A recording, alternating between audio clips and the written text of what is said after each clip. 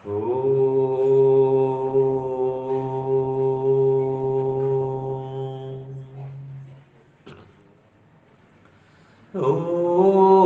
भूर्भुवः स्वः तत्सवितुर्वरेण्यं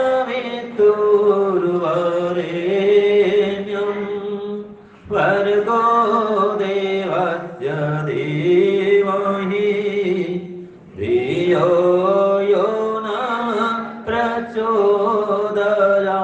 बोलो ॐ भूर्भुवः स्वः तत्सवितुर्वरेण्यं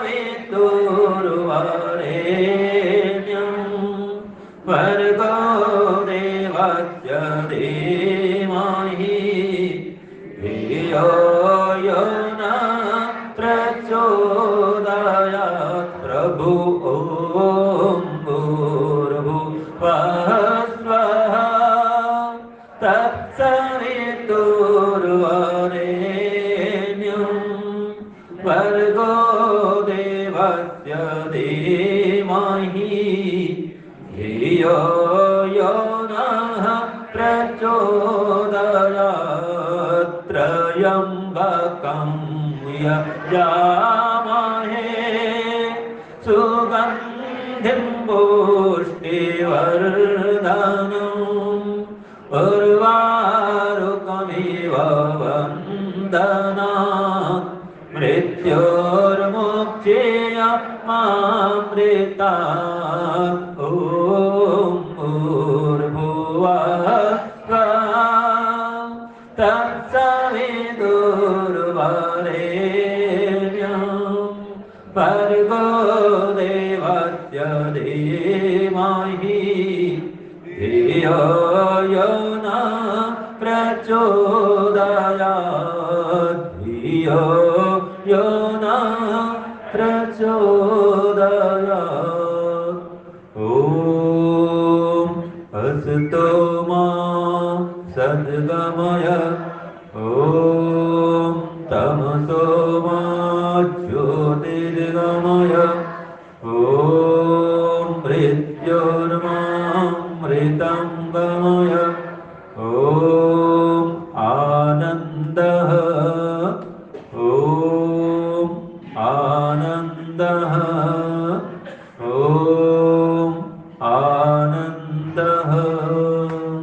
हे ईश्वर, आप आनंद स्वरूप हैं, हम सभी को आनंद दीजिए।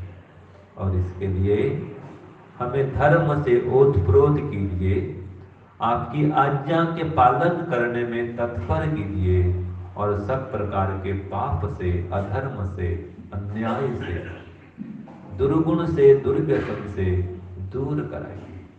हे प्रभु, हम सबके जीवन में सुख, शांति, समृद्धि का संचार करते हुए, स्वस्थ रखते हुए सभी को दीर्घ आयु बनाइए। ओम शांति शांति शांति। सबको सादर नमस्ते। देखिए, आप बहुत ही सौभाग्यशाली हैं। ये सभी लोग जो बैठे हुए हैं, आज हमने 3 व्यक्तियों का जन्म दिवस मनाया है और दिल्ली जैसे नगर में जन्मदिन पर हवन मनाना, ये हवन करके जन्मदिन मनाना, ये बहुत बड़ी बात है। ये आपका ये सौभाग्य है, संस्कार है आपके अंदर कि दिल्ली से महानगर में बैठ करके भी आर्य समाज मंदिर में और आर्य समाज रानी बाग में, जो कि विद्यार्थियों का एक गुरुकुल चलाता है, तो ऐसे पवित्र गुरुकुल के ब्रह्मचारियों के बीच में गुरु आचार्य विद्वानों के सानिध्य में आप जन्म दिवस मनाए, ये आपके लिए गर्व का विषय है और आप प्रेरणा के स्रोत भी हैं। और यही हमारा आधार है कि जन्म दिवस के अवसर पर जन्मदिन में क्या करना चाहिए? हवन करना चाहिए और कम से कम एक दुर्गुण का त्याग करना चाहिए, एक सद्गुण का धारण करना चाहिए। और जहां आवश्यकता आपको दिखती हो, ऐसे स्थल में, गुरुकुल है, आश्रम है, गौशाला है, आर्य समाज मंदिर है, ऐसे जगह में दान करना चाहिए। कोई सन्यासी, विद्वान, पंडित जी, आचार्य मिल जाए, उनको भी दान देना चाहिए। तो यज्ञ के माध्यम से, दान के माध्यम से जन्मदिवस मनाना चाहिए। साथ में संकल्प लेना चाहिए कि मैं रोज कम से कम 1 पेज स्वाध्याय करूंगा या स्वाध्याय करूंगी। तो जिनका जन्मदिन है, बड़ा ऊंचा करे हाथ, जन्मदिवस वाले, 1 और 2 और कहा कि बहन जी चली गई। तो आप संकल्प करिए कि 1 पेज में स्वाध्याय जरूर करूंगा, सुबह शाम ईश्वर का ध्यान, ईश्वर की उपासना जरूर करूंगा। देखिए, अगर व्यक्ति महान बनना चाहता है तो आप खास कर विद्यार्थी लोग याद रखिए, इसको ध्यान से सुनिए। अगर आप महान बनना चाहते हैं तो संसार का सबसे जो महान कार्य है, सबसे बड़ा कार्य है, सबसे श्रेष्ठ कार्य है, उसको किए बिना आप कभी महान नहीं बन सकते। और संसार का सबसे श्रेष्ठ कार्य, महान कार्य क्या है जी? यज्ञ करना। संसार का सबसे श्रेष्ठ कार्य क्या है? यज्ञ करना। और यज्ञ भी 2 प्रकार का होता है, पता है आपको? हाँ, यज्ञ 2 प्रकार का होता है। कौन कौन से 2 प्रकार इसके? हाँ जी, हाँ ठीक है माता जी बोलिए। पहला ब्रह्म यज्ञ और दूसरा देव यज्ञ। इसका यहां पर नाम है आत्मयज्ञ। जब ये कह देते हैं यज्ञ 2 प्रकार का होता है, तो इसका नाम क्या होता है? आत्मयज्ञ और द्रव्य यज्ञ, जिसको आप देव यज्ञ कहते हैं, इसका नाम ब्रह्म यज्ञ है। लेकिन जो 5 महायज्ञ की बात होती है, तब कहते हैं ब्रह्म यज्ञ, देव यज्ञ और पितृयज्ञ, बलि वैश्वदेव यज्ञ और अतिथि यज्ञ। ये 5 महायज्ञ हैं। लेकिन इसके पहले भी ये 2 विशेष महान कार्य, आत्मयज्ञ और दिव्यज्ञ, ये पहले करना है। इसके बाद में पितृयज्ञ भी करेंगे, बलि वैष्णव यज्ञ करेंगे और अतिथि यज्ञ भी करेंगे। ये महायज्ञ है, जीवन को महान बनाने वाला ये यज्ञ है। तो यज्ञ के बिना याद रखिए जीवन सूना, यज्ञ के बिना जीवन सूना, याद रखिए। जिसके जीवन में यज्ञ नहीं है उसके जीवन में कुछ भी नहीं है। और यज्ञ के 3 अर्थ होते हैं। हाँ जी, विद्यार्थी लोग बता पाएंगे कोई? यज्ञ के 3 अर्थ कोई ब्रह्मचारी बताए, विद्यार्थी कोई गुरुकुल का? नहीं, आप लिखिए। आप जब भी यहाँ आते हैं ना, तो विद्वान आते हैं तो कॉपी पेन लेके आइए, क्योंकि अनमोल बातें बताते हैं। हर बात तो याद नहीं रख पाएंगे, भूल जाएंगे। तो यज्ञ के 3 अर्थ होते हैं, बोलो। देव पूजा, संगतिकरण और दान। अब दान ऐसा है कि जिसके पास जो वस्तु है वो उस चीज का दान करेगा। समझ लो, देने के लिए दान है और लेने के लिए ज्ञान है। समझे? देने के लिए क्या है? दान। और लेने के लिए क्या है? ज्ञान। और छोड़ने के लिए क्या है? अभिमान। देने के लिए दान, लेने के लिए ज्ञान और छोड़ने के लिए अभिमान। तो व्यक्ति का जीवन बनता है महान। आया समझ में? तो आपने कल कहा था, बच्चे बैठे थे मेरे पास में, कि हम सब स्वामी जी महान बनेंगे। आपने संकल्प लिया था कल ना भाई, महान बनेंगे। और ये भी कहा गया था आपको कि रोज सुबह शाम कम से कम 21 बार गायत्री मंत्र का जप करेंगे। ये गायत्री मंत्र महामंत्र है, जो इसका जप करता है उसका जीवन महान बनता है। हमारी माता जी बैठी हैं, करोड़ करोड़ जप अभियान चलाते हैं गायत्री मंत्र का, है कि नहीं? ये देखो, प्रेरणा का स्रोत है। अभी जो भजन गा रहे थे माता जी हमारी, स्वर्णा माता जी, तो ये गायत्री जब भी करें तो जन्मदिवस के अवसर पर एक तो आपके जीवन में ये टर्निंग पॉइंट होना चाहिए, जीवन में मोड़ आए। मेरा पिछला जीवन कैसा था वो देखें और अगला जीवन कैसा होगा उसका निर्णय करें, विचार करें, संकल्प लें। तो ये जो जन्म दिवस है वास्तव में प्रेरणा का दिवस है। जन्मदिन माने प्रेरणा का दिन। तो आज के दिन प्रेरणा प्राप्त करें महापुरुषों से, विद्वानों से, संत महात्माओं से, सन्यासियों से और अपने माता पिता से भी। भले माता पिता नहीं है, अब माता जब इतनी उम्र हो गई माता जी की, अब पिता माता कहाँ होंगे, लेकिन फिर भी उनको याद करें और अपने माता पिता के जो श्रेष्ठ गुण थे उन गुणों को याद करके धारण करें। तो बिना श्रेष्ठ गुण को धारण किए कोई श्रेष्ठ नहीं बन सकता है। बिना महानता को धारण किए किसका जीवन महान नहीं हो सकता है। और इसके लिए स्वयं को पुरुषार्थ करना पड़ता है। स्वयं संकल्प लेंगे, स्वयं पुरुषार्थ करेंगे। आपकी महिमा, आपकी महानता किसी और से नहीं होगी, याद रखिए। एक मंत्र बोलता हूं, देखिए क्या कहा इसमें। स्वयं वाजिन कल्पम तन्वयस्व, बोलिए, स्वयं वाजिन कल्पम तन्वयस्व, स्वयं यजस्व स्वयं जुषस्व, स्वयं यजस्व स्वयं जुषस्व, महिमा ते अन्येन न सन्नसे, महिमा ते अन्येन न सन्नसे, महिमा ते अन्येन न सन्नसे, महिमा ते अन्येन न सन्नसे। क्या कहा इसमें? हे वाजिन, वाजिन मन जीवात्मा, तू बल का स्वामी है, ठीक है, तेरे पास जान है, बल है, ईश्वर ने तुझको जान दिया है, बल दिया है, इसका सदुपयोग कर, उठ जाग। और स्वयं वाजिन कल्पम तन्वस्य, अपने तन को, शरीर को मजबूत बना। सबसे पहले ये कहा। आप जो ब्रह्मचारी गण हैं, आप लोग रोज व्यायाम करते हैं भाई। देखो, गुरुकुल का विद्यार्थी तो व्यायाम करना चाहिए, संध्या करना चाहिए, हवन करना चाहिए, और बिना व्यायाम का क्या ब्रह्मचारी?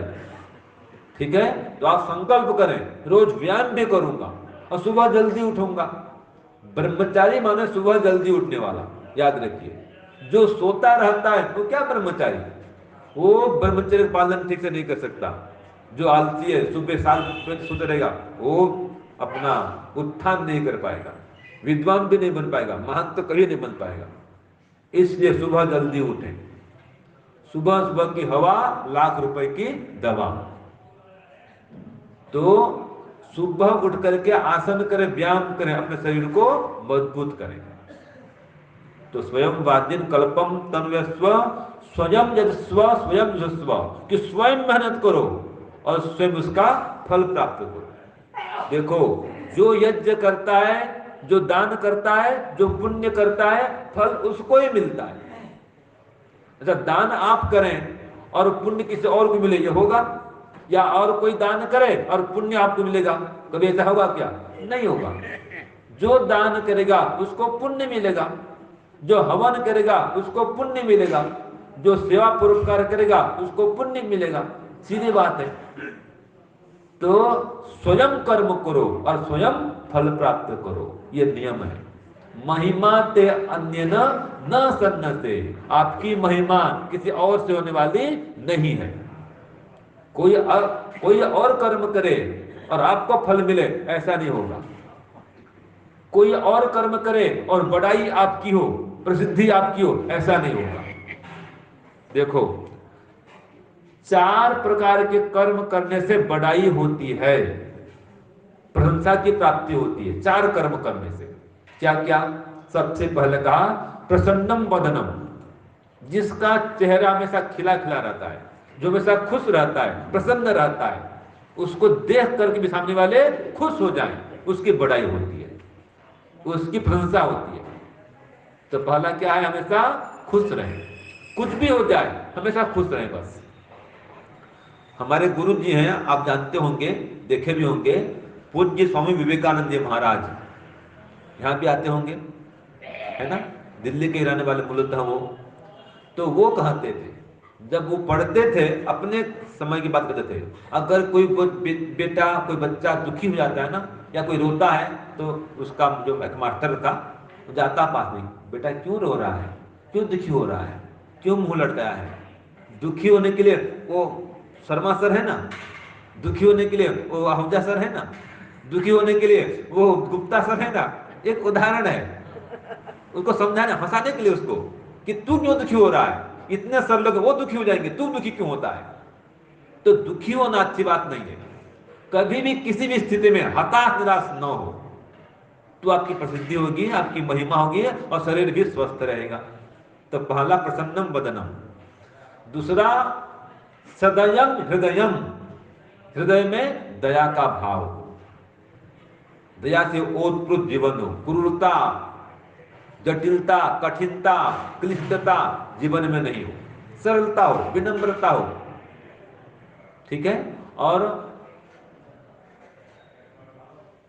वाचा सुधा मोचनम, वाचा मन वाणी, सुधा माने अमृत, मोचनम माने छोड़ने वाली।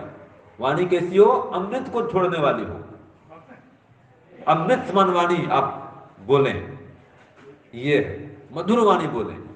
तो जो मधुर वाणी बोलता है उसकी प्रशंसा होती है। जो कठोर बोलता है, बार बार डांटता है, फटकारता है, झिड़कता है, डांट लगाता है, व्यंग्य करता है, निंदा करता है, चुगली करता है, अथवा बहुत अधिक हमेशा बोलते बोलते बोलते ही रहता है, रुकता नहीं, शांत रहता नहीं, मौन रहता नहीं, उसकी प्रशंसा नहीं होती। जितना आवश्यक है उतना बोले, लेकिन मधुर बोले। ये कहावत है अंग्रेजी में, इट स्वीट, टॉक स्वीट और बी स्वीट। मधुर खाओ, मधुर बोलो और मधुर बन जाओ। यही बात वेद मंत्र में है। मधुमन में निक्रमणम, मधुमन में परायणम, वाचा वदामि मधुमार, भूयासम मधु संदृश। ये कहा वेद मंत्र में कि हमारा परस्पर किसी से मिलना मधुरता से हो, बिछड़ना भी मधुरता से हो। जब तक भाई भाई घर में रहते हैं बड़े प्रेम से रहे, साथ साथ में रहे, प्रेम से रहे, उनका मिलना प्रेम से हो। और जब भाई भाई में बंटवारा होता है ना, जो अलग होते हैं, तब भी प्रेम से अलग हो गए। और जब भी उन्हें बोले मधुर वाणी बोले। तो भूयासम मधु संदृश, मधु माने शहद, जो मेरा जीवन है शहद के समान मधुमय हो जाए। तो किसकी प्रशंसा होती है? पहला क्या था? जो हमेशा खुश रहता है। दूसरा जिसके हृदय में दया है। और तीसरा जिसकी वाणी में मिठास है। और चौथा है कर्म परोपकरणम, जो परोपकार करता है, पुण्य करता है, धर्म को धारण करता है, धर्म का आचरण करता है, उसकी प्रशंसा होती है। और धर्म क्या है समझते हैं? धर्म के 8 अंग आपको बताता हूं। जो इन 8 अंगों को धारण करता है वह हमेशा सुखी रहता है, उसकी प्रशंसा होगी। ओ इस लोक में परलोक में दोनों जगह सुख शांति को प्राप्त करेगा। तो धर्म के 8 अंग क्या है देखिए।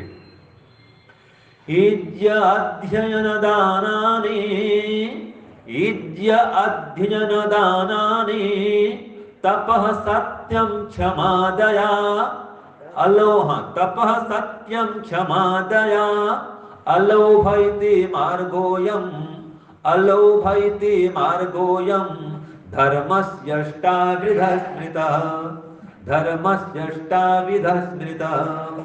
क्या कहा? इज्य माने यज्ञ करना, हवन करना, अध्ययन करना, स्वाध्याय करना। इज्य अध्ययन दानानि, दान करना। यहां पर देखो दान बहुवचन में है, माने जो भी है वो दान करें। धन है तो धन का दान करेंगे, और धन नहीं है तो विद्या है तो विद्या का दान करेंगे। न धन न विद्या है, शरीर में शक्ति है तो श्रम दान करेंगे, समय दान करेंगे। ये हमारी माताएं लोग आती हैं शिविर काल में, बच्चों को पढ़ाते हैं ना माता जी आप लोग, दूर दूर से बच्चे आते हैं वैचारिक क्रांति शिविर में, अनेक माताएं आते हैं, अनेक पुरुष भी आते हैं और बच्चों को पढ़ाते हैं, समय देते हैं। ये विद्या दान है, ये भी तो दान है। तो ये दान करें। तो इज्य अध्ययन दानानि, तपः सत्यम क्षमा दया। तपः माने सुख दुख, मान अपमान, सर्दी गर्मी, हानि लाभ सबको सहन करते हुए ईश्वर की ओर बढ़ते रहना। ठीक है जी। सुख दुख कोई भी स्थिति हो, गर्मी हो सर्दी हो, हवन को नहीं छोड़ना, संध्या उपासना बंद नहीं करें। तो जो स्वाध्याय सत्संग आदि है इसको नहीं छोड़े, ये भी तप है। कोई कुछ भी कहे वो सबको सहन करना और ईश्वर की ओर, धर्म की ओर बढ़ते रहना, ये तप है। फिर सत्य बोलना हमेशा, और क्षमा कर देना। आपके प्रति कोई गलती कर दे उसको माफ कर दो, ये नियम है। हाँ, कोई देश की हानि करे वहां क्षमा नहीं चले। कोई आतंकवादी घुस आए, अभी संसद में हमला कर रहे थे वो लोग, तो वहां माफ नहीं, वहां क्षमा नहीं। हमारे जीवन में जा रहे थे, मान लीजिए रास्ते में जा रहे हैं, तो किसी का टक्कर लग गया तो कोई बात नहीं भाई, जा रहे हैं के बाद कहीं पानी रखा हुआ है, तो सड़क का पानी शरीर में आ गया तो कोई बात नहीं। ये छोटी मोटी बातों को इग्नोर करें, उसके लिए झगड़ा नहीं करें। किसी ने कठोर बोल दिया, कोई बात नहीं, सहन कर लें। ये भी एक तप है, ये क्षमा करना भी तप है। और मैं तो कहता हूं, जो सहेगा वही सुखी रहेगा, जो सहेगा वही आगे बढ़ेगा, जो नहीं सहेगा वो दुखी रहेगा और दुखी करेगा और कभी आगे भी नहीं बढ़ पाएगा। तो तप सत्यम क्षमा दया अलोभ, मन लोभ लालच नहीं करना। तो ये 8 गुण जिसके पास में है वो धार्मिक है, वो धर्म को धारण किया हुआ है। तो ऐसा जो परोपकार है ये धर्म है जी, ये धर्म परोपकार है, दोनों की बात है। जो धर्म है वो परोपकार है, जो परोपकार है वो धर्म है। तो ऐसा जो व्यक्ति है वो इस लोक में और परलोक में सुख शांति को प्राप्त करता है। और याद रखिए, जिसके पास धर्म है, जिसके पास भक्ति है, जिसके पास ईश्वर की मित्रता है, वो कभी भयभीत भी नहीं होता है। जितने बच्चे बैठे हैं, अगर आप नियमित पढ़ाई करते हैं, जो आपकी स्कूल का होमवर्क होता है रोज का रोज कर देते हैं, आपको कोई डर भय लगने वाला नहीं है। क्यों? आप रोज पढ़ाई कर रहे हैं। और जो रोज पढ़ाई नहीं करता है, और परीक्षा भी समय निकट है, परीक्षा का 1 सप्ताह परीक्षा है, वो डरेगा परीक्षा से, है ना, उसको फेल होने का डर रहेगा। तो ऐसे ही जैसे कि कोई साल के आरंभ से ही पढ़ाई कर रहा है, उसको परीक्षा का डर नहीं होता, उसको फेल होने का डर नहीं होता। इसी प्रकार देखिए, अभी जो जीवन के आरंभ से ही या जब भी उसको चेतना की प्राप्ति हुई, जब भी ज्ञान हुआ, बोध हुआ, तभी से ईश्वर की भक्ति करना आरंभ कर दिया, तो उसको कोई भय लगने वाला नहीं है। ईश्वर की मित्रता उसने स्थापित कर ली, उसको भय लगने वाला नहीं है। मृत्यु का भय किसको नहीं लगता है? जिसने ईश्वर से मित्रता कर ली है, जो ईश्वर की आज्ञा का पालन करता है, जो ईश्वर की भक्ति उपासना ध्यान जप चिंतन मनन कीर्तन करता है ईश्वर का, उसको मृत्यु को भय नहीं लगता।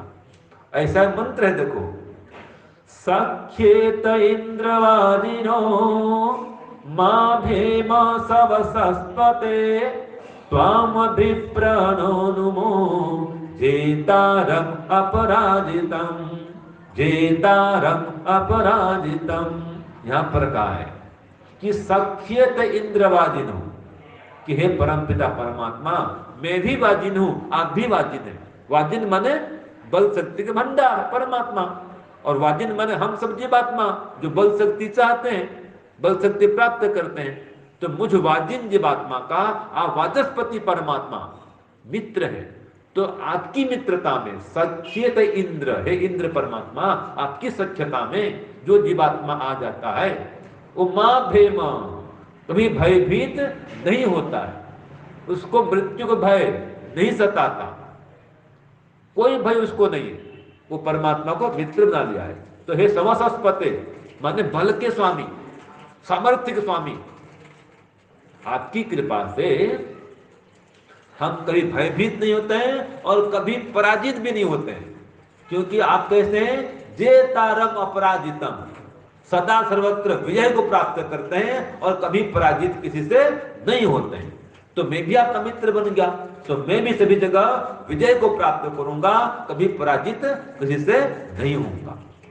याद रखिए, ईश्वर की उपासना, ईश्वर का ध्यान, यह संसार का सबसे महान कार्य है। लेकिन दुख की बात यह है कि जो संसार का सबसे बड़ा काम है, सबसे श्रेष्ठ काम है, सबसे महान कार्य है, उसी कार्य के लिए समय नहीं है। और बाकी काम के लिए समय है, टीवी देख लेंगे, मोबाइल देख लेंगे, वीडियो गेम खेल लेंगे, गपशप कर लेंगे, बातचीत करेंगे, सब काम के लिए समय है। लेकिन आधा घंटा ध्यान के लिए बैठो, स्वामी जी समय कहां मिलता है? माने ध्यान की बात है, समय नहीं है बस। बाकी सब काम के लिए समय है। याद रखिए, सारा जीवन बीत रहा है जीने की तैयारी में। सारा जीवन बीत रहा है जीने की तैयारी में। हम सब ऐसे कभी बच्चे थे, याद करिए अपने बचपन को। स्कूल जाते थे, है ना, खेलते थे, कूदते थे, स्कूल बैग लेके चलते थे। पहले बोलते थे बस्ता, ये मेरा बस्ता है ना। तो याद रखिए उस जीवन को। देखते देखते बड़े हो गए, देखते देखते अब जो समय विवाह आपका हो गया, देखते देखते बच्चे हो गए और पोते पोती भी हो गए। और तब से क्या कर रहे हैं? तैयारी ही कर रहे हैं, है कि नहीं? कभी अपनी तैयारी, कभी बच्चों की तैयारी, फिर पोते पोती की तैयारी। तो यही तैयारी करते रहेंगे तो जिस काम के लिए आए थे या जहां जाना है उसकी तैयारी कब करेंगे? तो इसलिए जब तक है जिंदगी फुर्सत नहीं काम से, जब तक है जिंदगी फुर्सत नहीं काम से, ऐसा समय निकालो और प्रेम कर लो, भक्ति कर लो भगवान से। तो प्रेम कर लो भगवान से, उसकी भक्ति कर लो। भक्ति ही अंतिम काल में शांति देगी, भक्ति ही अंतिम काल में शक्ति देगी, और भक्ति ही जीवन में निर्भयता और आनंद का संचार करेगी। और याद रखिए, अंत भला तो सब भला। अंत काल बढ़िया होना चाहिए। इसीलिए हम प्रार्थना करते हैं ना महामृत्युंजय मंत्र में कि मृत्युर्मुक्ति मामृता, कि हे परमात्मा मुझको मृत्यु के तो बंधन से, मृत्यु के दुख से छुड़ा दे, दूर कर दे, लेकिन आपके अमृत पद से, मोक्ष पद से दूर मत कर। और शरीर भी कैसे छूटे, देखो आदर्श है। शरीर का त्याग कैसा होना चाहिए, मृत्यु अवस्था कैसी होनी चाहिए, इस मंत्र ने बता दिया। आदर्श मृत्यु अवस्था क्या है? तो मंत्र में कहा है उर्वारुकमिय बंधना। उर्वारुक कहते हैं खरबूजा को, उर्वारुक संस्कृत में उर्वारुक, हिंदी में खरबूजा। तो खरबूजा जब पक जाता है तो अपने आप डंठल से अलग हो जाता है। और कैसे अलग होता है? खुशबू से भर करके, सुगंधित होकर के और मीठा होकर के, अब पूरा पक करके अलग होता है। अगर वो पकता नहीं है, खरबूजा पका हुआ नहीं है, कच्चा है, तो उसमें मिठास भी नहीं, सुगंध भी नहीं, और अपने आप वो निकल टूटता भी नहीं। लेकिन पक जाने पर अपने आप लता से, बेल से, डंठल से अलग हो जाता है और बहुत सुगंधित और मीठा हो जाता है। ऐसे हम भी पूरा पक करके 90 साल 100 साल की आयु को प्राप्त करके, वही तो वेद के अनुसार 100 साल प्राप्त करना ही पकना है माता जी। 100 साल की आयु हो गई तो आप पक गए। अब इतना पक करके सुगंधि से युक्त होकर के, सुगंधि माने आप लेंगे यश कीर्ति से, ठीक है, यश कीर्ति से युक्त होकर के, स्वस्थ होकर के, अपने काम सब स्वयं करते हुए बाद में ऐसे झड़ जाएंगे जैसे पत्ता से, पेड़ से पत्ता झड़ जाता है, ऐसा झड़ेंगे, आसान आराम से टूट जाएंगे। कोई बिस्तर में पड़ के नहीं, बैठे बैठे शरीर छूट जाए, बस जब कर रहे हैं गायत्री मंत्र का, ओम का, और शरीर छूट जाए। मैं तो यही प्रार्थना करता हूं कि भगवान ऐसा समय हो जाए कि आपका जप करता रहूं, ध्यान करता रहूं और शरीर छूट जाए, बस, है कि नहीं? यही कामना करिए।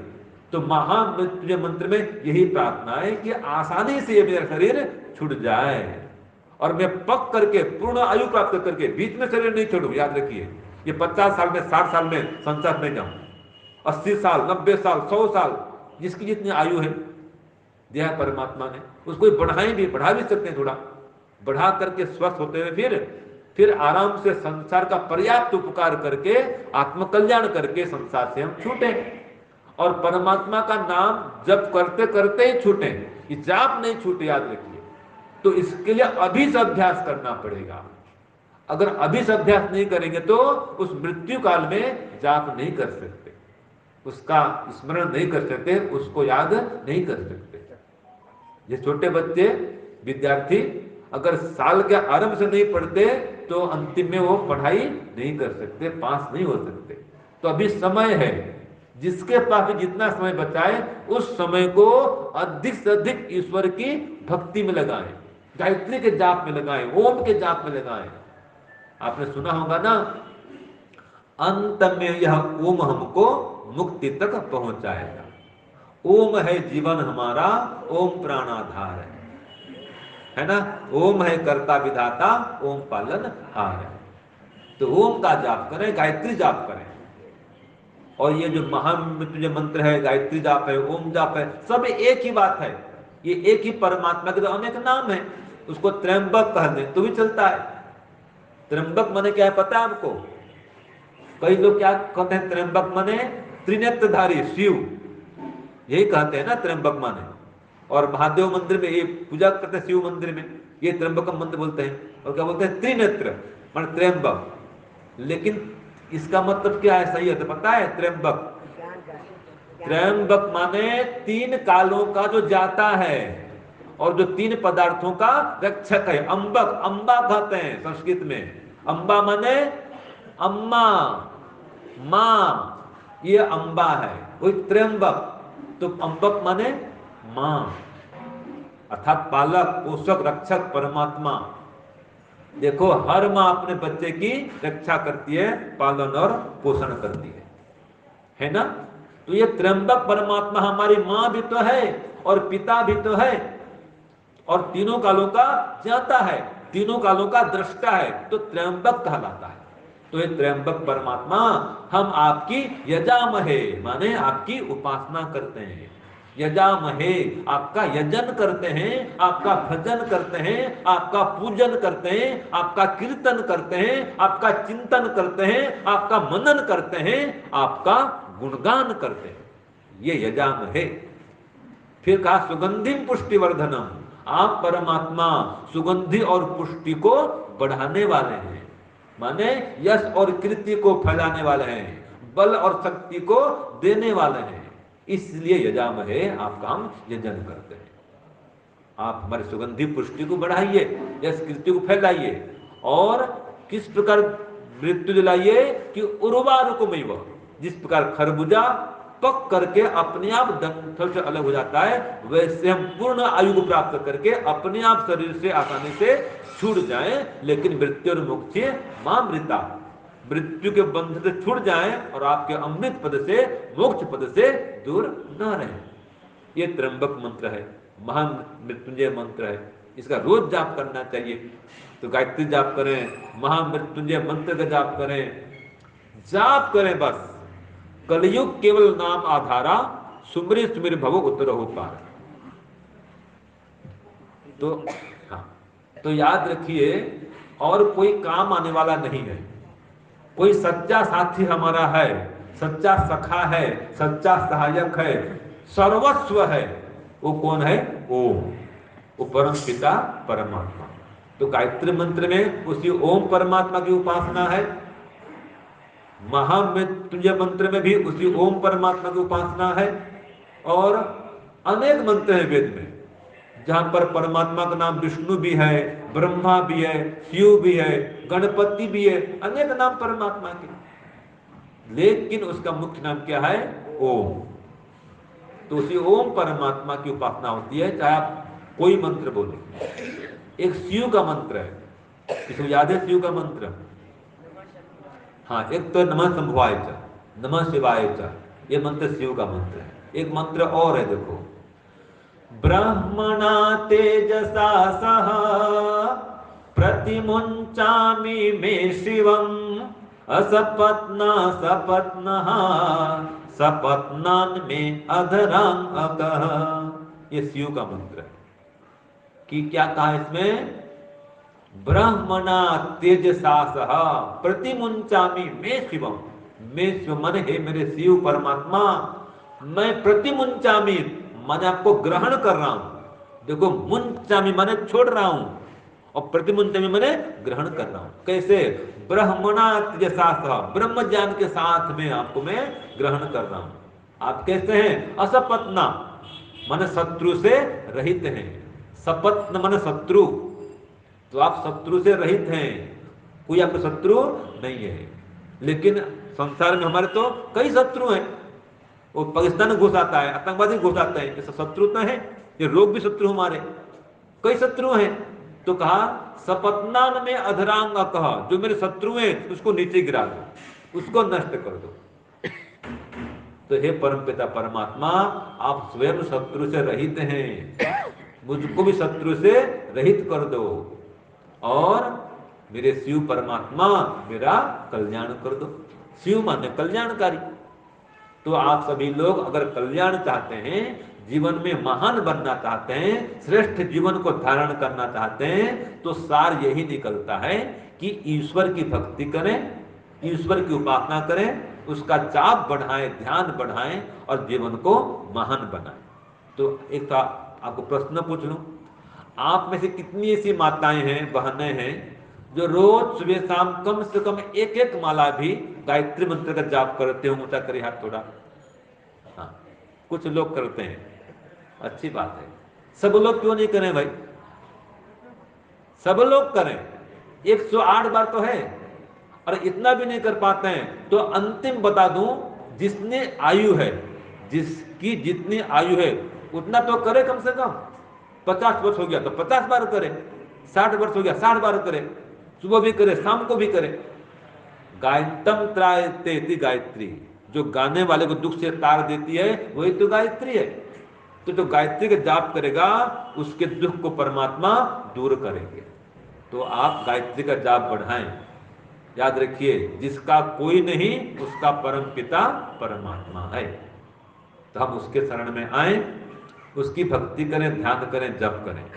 इसका एक भजन भी आपको मैं सुनाऊंगा, माता जी बजा सकते हैं।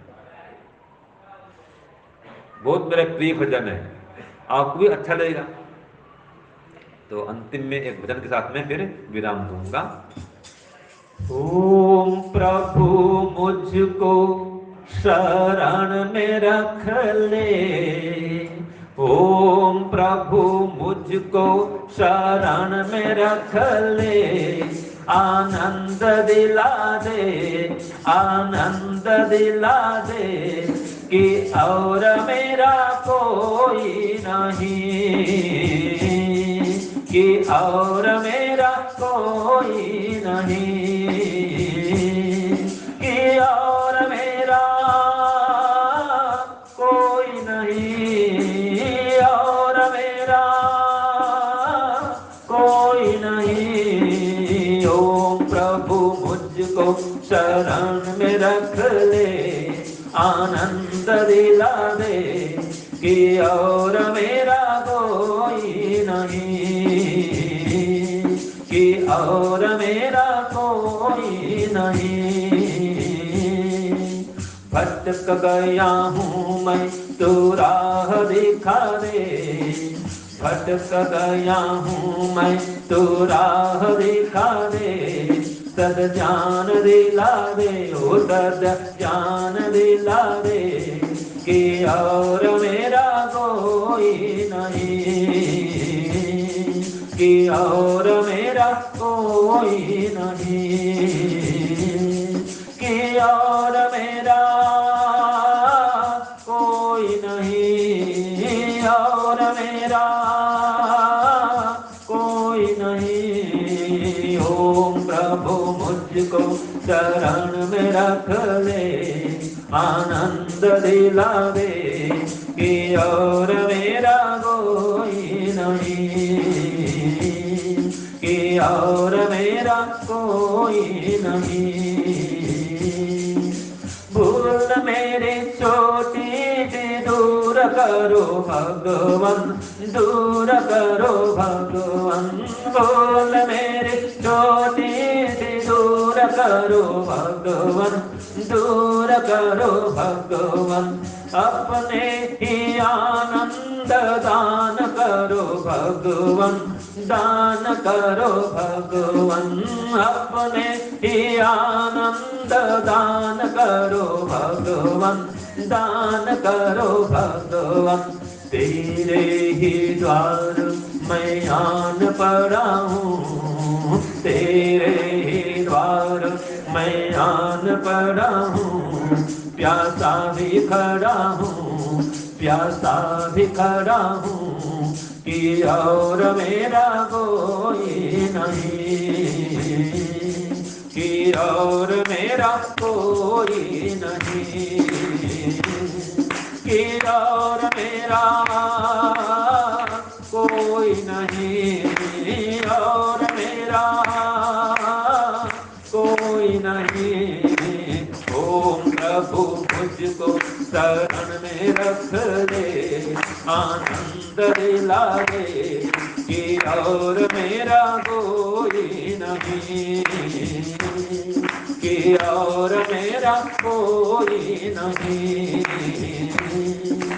माता भी तू है, पिता भी तू ही है, माता भी तू है, पिता भी तू ही है, भाई भी तू है, बंधु भी तू ही है, भाई भी तू है, बंधु भी तू ही है, गुरु भी तू है, सखा भी तू ही है, कि और मेरा कोई नहीं, कि और मेरा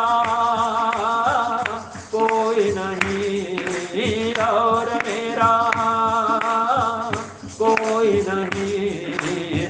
ओम प्रभु मुझको शरण में रख ले, आनंद दिला दे, कि और मेरा कोई नहीं, कि और मेरा कोई नहीं, कि और मेरा कोई